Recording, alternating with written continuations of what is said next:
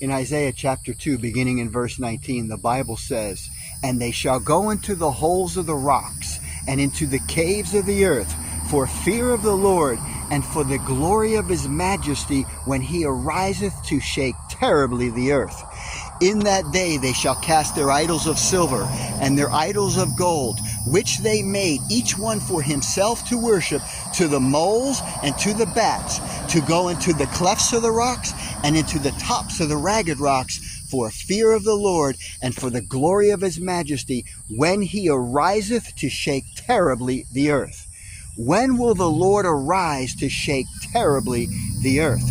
We're given some clues in the book of Daniel. In Daniel 12, in verse 1, we read, "At that time shall Michael stand up, the great prince, which standeth for the children of thy people, and there shall be a time of trouble, such as never was since there was a nation, even to that same time. At that time thy people shall be delivered, every one that shall be found written in the book.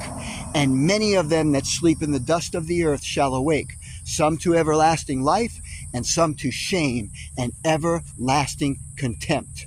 In the book of Daniel, chapter 12, verses 1 and 2, Michael stands up, and it's followed by a time of trouble, and it says, "Many of them that sleep in the dust of the earth." It doesn't say all that sleep in the dust.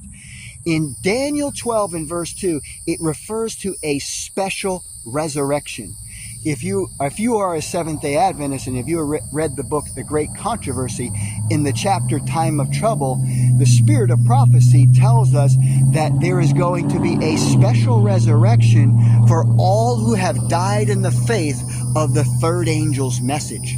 And so Daniel 12 verses 1 and 2 make allusion to this special resurrection. I can't go a lot into that. I only have a few seconds left in this video here. But in the book of Revelation, chapter 6, under the sixth seal, it actually refers to this time when Michael stands up too, because it says under the sixth seal, it says in verse 14, chapter 6, "And the heaven departed as a scroll when it is rolled together, and every mountain and island were moved out of their places, and the kings of the earth, and the great men, and the chief captains, and the mighty men, and every bondman and every free man hid themselves in the dens and in the rocks of the mountains, and said to the mountains and rocks, Fall on us, and hide us from the face of him that sitteth on the throne, and from the wrath of the Lamb, for the great day of his wrath is come, and who shall be able to stand?" You have to ask yourself that question today. Can I stand before the Lord? Through Jesus, you can.